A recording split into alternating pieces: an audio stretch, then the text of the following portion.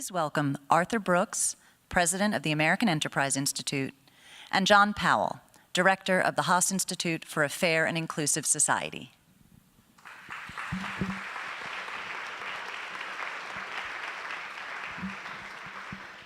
Thank you, ladies and gentlemen. What an honor it is for us to be part of this partnership and to be with all of you today. And we start off by thanking you for your important work.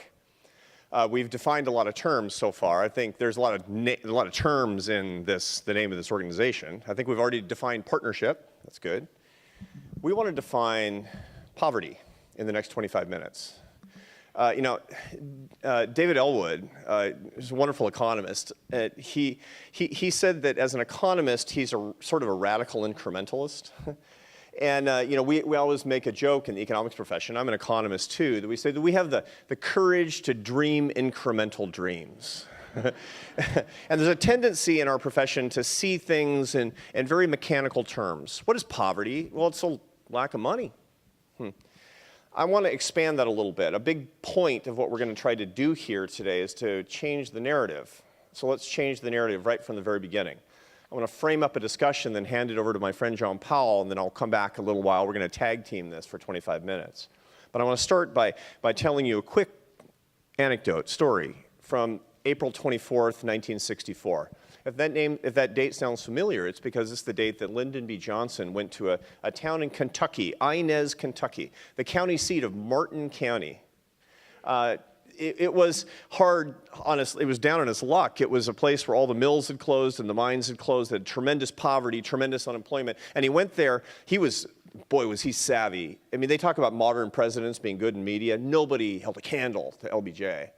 He went to Martin County to show America that we needed a war on poverty. And when he went there with a bunch of photographers from Life magazine, he picked out a random guy's house. His name was Tom Fletcher. You can still find this on Google. He went up on Tom Fletcher's porch, click, click, click, all the photographers, and he said, "Tell me your story." Now, Tom Fletcher was an unemployed father of 8, 38 years old, first grade education, impoverished, his kids malnourished, with no hope and no dreams, and a life that Americans would find shocking. And that's why LBJ was there. And he heard the story, and the reporters covered it, and he walked off the porch, and he said, and this was the most dramatic moment, "Today I declare a war on poverty, and our goal is total victory." And if you'd been there, you would have cheered. Okay, now, when he got back to Washington, D.C., he put a general in charge of that war on poverty. That general was Sergeant Shriver, a great American. Sergeant Shriver also started the Peace Corps. What an entrepreneur. And Sergeant Shriver was asked, and this is the epiphany about the framing of what we're trying to do here. This is the changing of the narrative coming. Sergeant Shriver was asked, "What is your goal for the war on poverty?" He thought about it and he said, "Dignity, not doles." Now, don't get me wrong. Sergeant Shriver was not saying that welfare was unimportant. He was not saying that money was unimportant. He was not saying that people had plenty of money who were living in poverty in 1964. Quite the contrary. He was not deluded. He was saying that the goal of the war on poverty was dignity, not doles. The goal of the war on poverty was not to simply increase income by any means necessary. It was to get to something more transcendental, something more important. It was dignity itself. I want you to think about that for a minute, because I'm going to use that, we're going to use that, we're going to do this the whole day to reframe the definition of poverty. Poverty is not about lacking money, although that is certainly a problem. Poverty in America is about lacking a sense of dignity. Every single one of you shares my moral proposition that animates my career in my life, that there's a radical equality of human dignity, and we have to fight for that. The problem with poverty in this country, and indeed around the world, is that people lack a sense of the radical equality of their dignity. If you want to solve the problem of poverty, you must address the lack of the sense of dignity in people's lives. Take it from Sergeant Shriver, take it from LBJ, take it from all the members of this partnership, and take it from your own heart. That's where we start a discussion. Now I'm going to turn it over to John Powell somebody who's written about this, who's thought about this, and indeed who's been an activist for the cause of radically equal human dignity his whole career. Ladies and gentlemen, John Powell.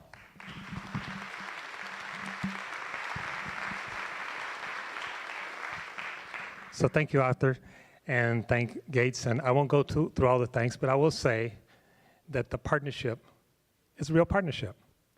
And even though we are doing our capstone, we have to find a way to continue this partnership, not just because we like each other, we do, but if we're going to solve these issues, if we're going to address these issues, we have to have these partnerships and other partnerships. So I'm going to pick up on where Arthur left off. Definition of poverty. So poverty is not just a lack of material things. It's a lack of dignity.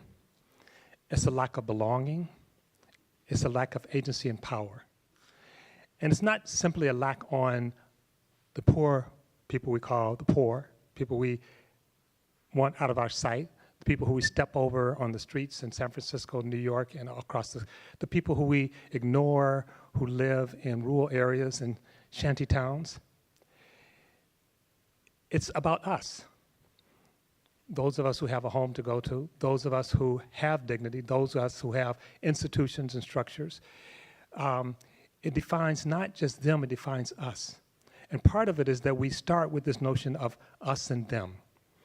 And Susan Fisk has actually done incredible work on this under something called a stereotype content model, where she can measure, looking at the brain and how people perceive other people. And people who are poor, people who are living in poverty, there's a part of the brain that lights up when we see another human being. That part of the brain does not light up. Now, people who are without housing, or homeless. The language itself is clunky. People who are drug addicted. We literally don't see them as human. And if we don't see people as human, we can't adopt effective policy for them.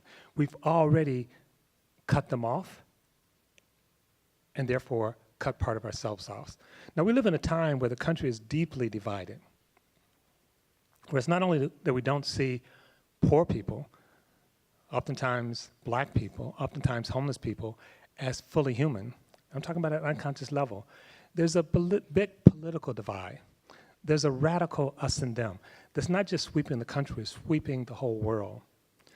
Now, one of the things that Gates and David and others decided was, let's bring together people who are conservative and liberal, Democrats and Republicans. Let's throw them together and ask them to look at this question of poverty and see what happens.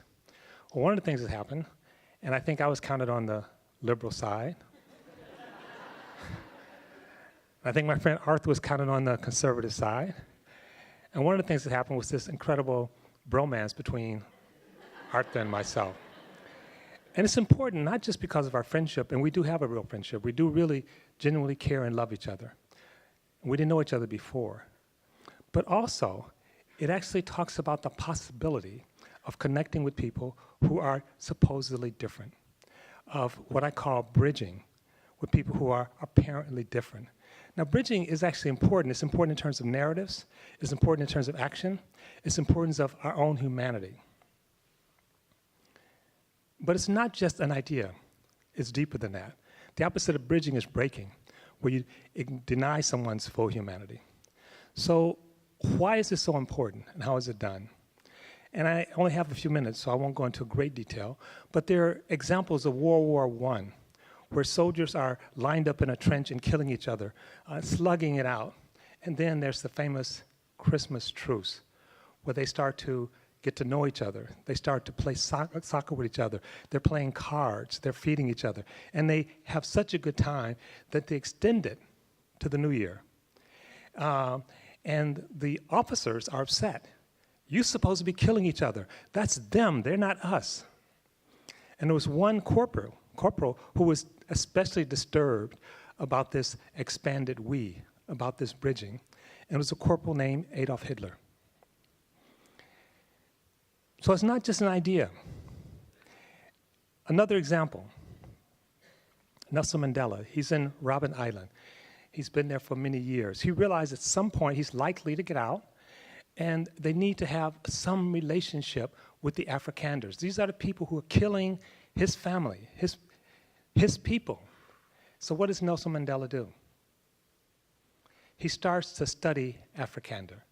He teaches himself the language of Afrikaner, using the guards and others, not English. If you know anything about South Africa, it wasn't just whites. It was the English and the Dutch, the Afrikaners. And my friend Hillary is here from South Africa. She could tell us more about this. Nelson Mandela taught himself Afrikaner. He taught himself the customs and symbols of Afrikaner. David Elmwood, as a leader, said to me, John, you have to read this book, Behave, by Robert Sapolsky. He talks about this in his book. And Robert Sapolsky is a neurobiologist, evolutionary. The book is fabulous. But he talks about it in this book. And he talks about us having sacred symbols, each group having sacred symbols. So what Nelson Mandela did, he learned the sacred symbols of the South Africans. And when they were getting close to negotiating a truce, the head of South Africa said, I can't go any further without my general. You have to sit down and convince him that we can stop fighting each other. And the general didn't believe it. He believed in the superiority of whites. He believed that apartheid was right. He believed he was fighting on the good side. And so but he had to meet with Nelson Mandela. And he went there very grumpy with an idea that this is not going to work. We're going to win this war against black South Africans. Nelson Mandela greeted him in his home, and he served him tea. I don't mean he had tea served to him. Nelson Mandela served this general tea himself. And as they sit down to have the conversation, Nelson Mandela opened up the conversation in Afrikaner. And the conversation took place in Afrikaner. They didn't become good friends like me and Arthur. But the general said he has a way of changing everybody's mind.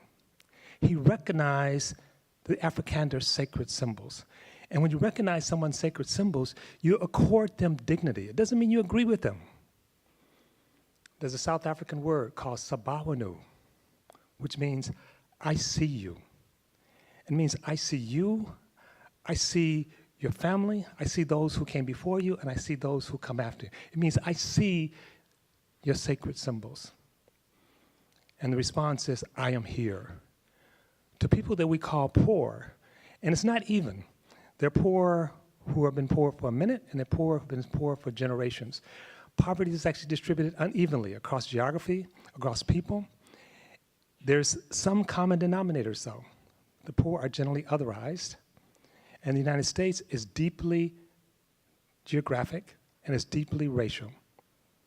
Raj Chetty, who was part of the partnership, is going to talk to you more about that, so that we don't have to see those people who make us uncomfortable. So what Nelson Mandela did was bring a war into the war by recognizing the sacred symbols of the Afrikaners. He went further. When he was released, one of the first things he did, he went to a rugby game.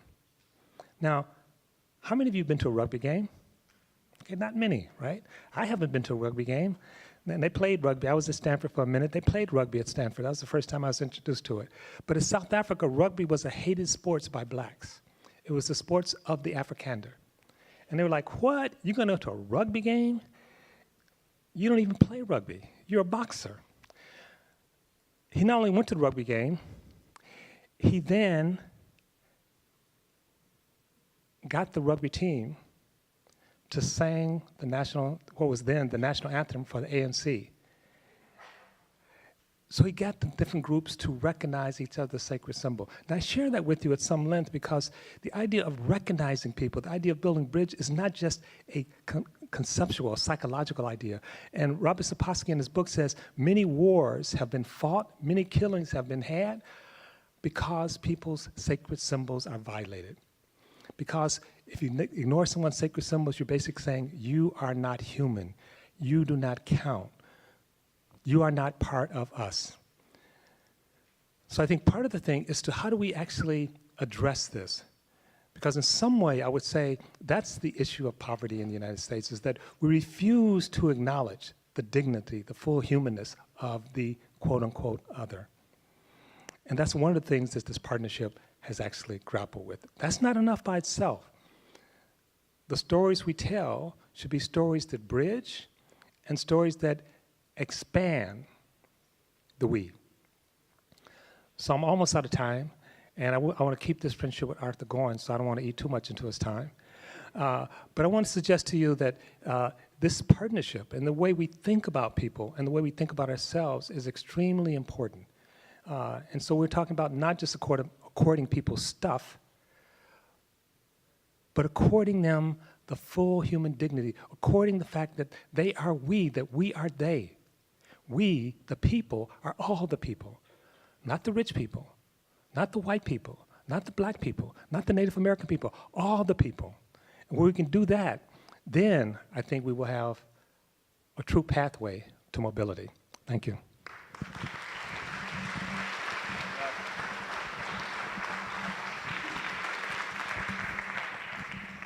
Round three. We are them. We are poor people. We are everyone. That's John's message. That's our message. That's the way that we need to understand, not just in the partnership, but in America. That's how we need to understand mobility from poverty. How do we do it? How? I mean, because really we need solutions here. We need practical ways of going about this, don't we?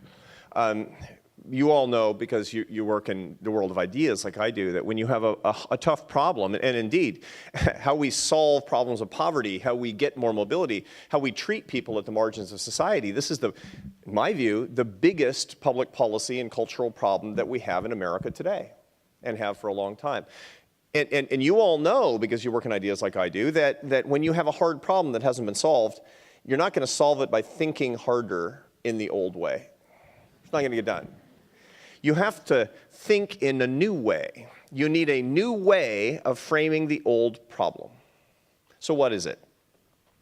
I've been looking for it for a couple of years, and I had an epiphany, and I shared it with my friends in the partnership of one of our meetings, because it had just happened to me. I was listening to a lecture by one of my great intellectual heroes. He was the leader of the American part of the College of Roman Catholic Cardinals. It was Francis George, the cardinal from Chicago. He was controversial in lots of ways, but a huge brain and an idea man, the Archbishop of Chicago. And I was listening to a tape of, he passed away a couple of years ago. I was listening to a tape where he was asking his wealthiest donors on the North Shore of Chicago to contribute to poverty programs on the south side of Chicago.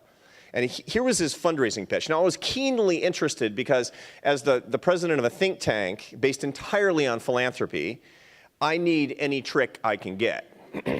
So, and he could have, you know, he was a prodigious fundraiser. And here's what he said, billionaires, here's what he said. Poor people need you to pull them out of poverty. And you need poor people to keep you out of hell. And I'm like, you know, gutsy move, Your Eminence. I'm definitely not going to use that for the American Enterprise Institute. But here's what it made me think. I was thinking about it later. Here's what it made me think. Do we actually need poor people? Now, wait before you answer. How many, we're in a city of tremendous contrast in Washington, D.C. It's an incredibly wealthy city that has lots of people who are living in poverty.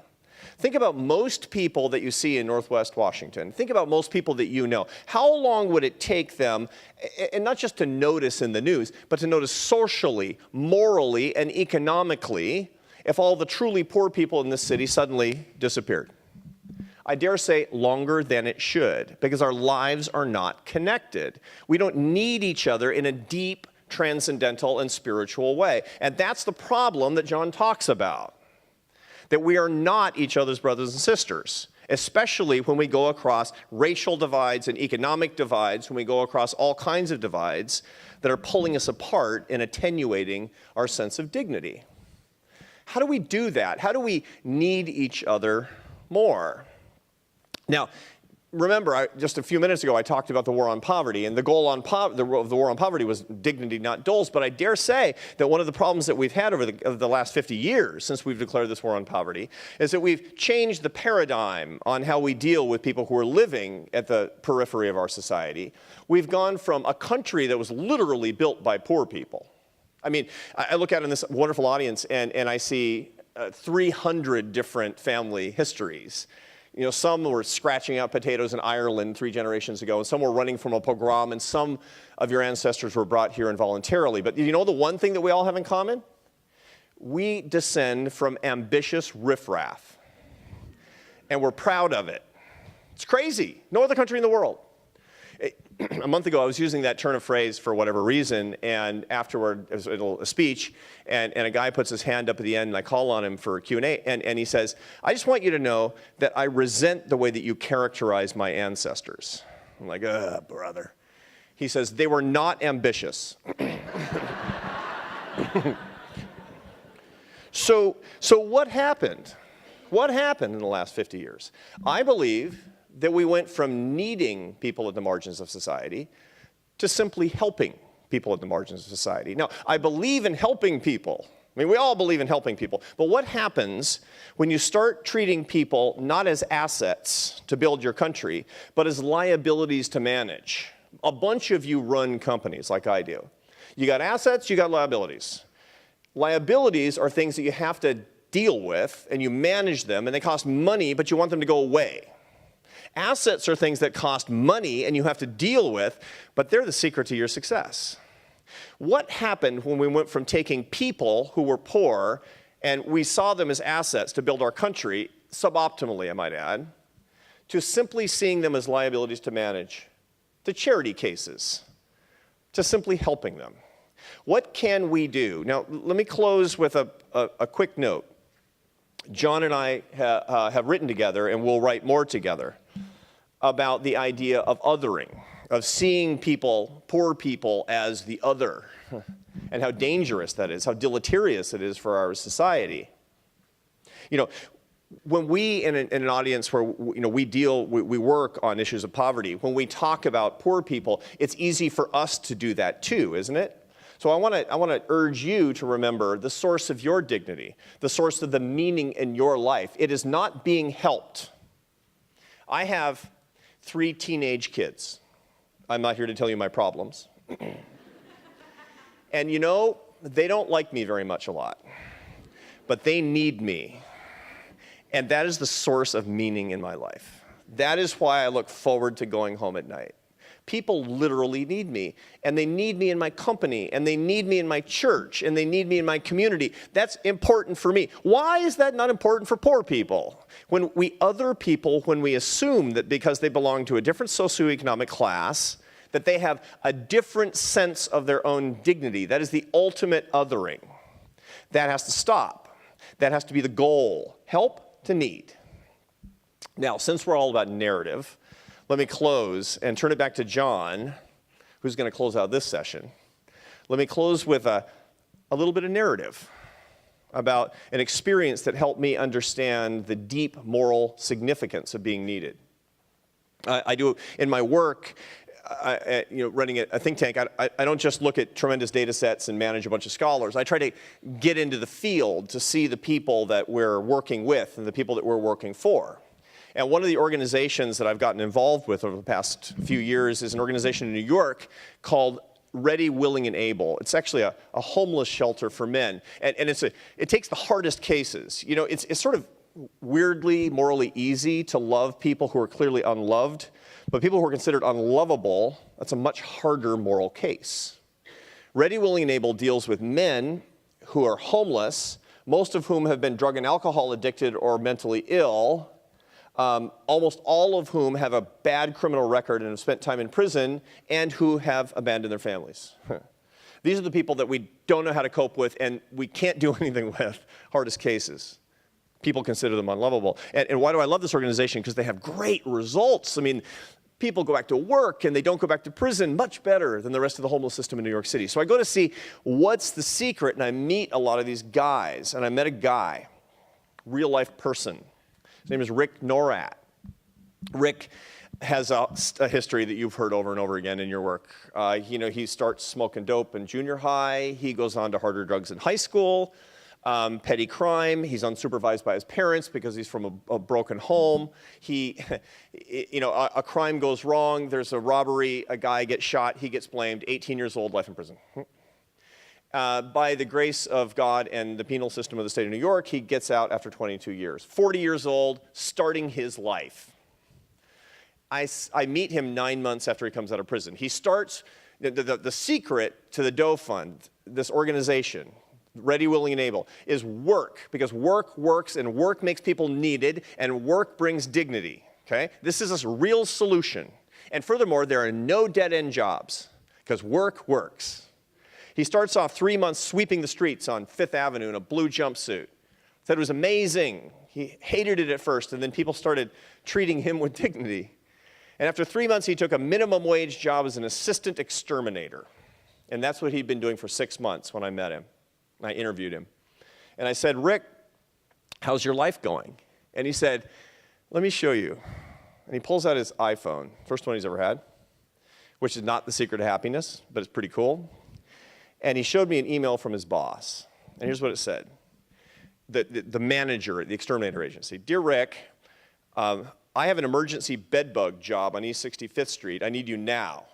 And I said, so? He says, read it again. He said, I need you now. That is the first time in my life anybody has said those words to me. You are Rick. If we're going to find the essence of giving people a sense of dignity, we must make them needed. We actually need to need them. Every policy makes you less needed or more needed. It's bad if it makes people less necessary. It's good if it makes people more needed. That's what we're all about. I propose that to you in brotherhood and sisterhood and humility and affection and love. John Powell to close us out.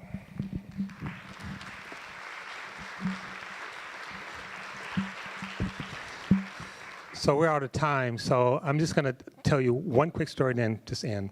How do we need each other?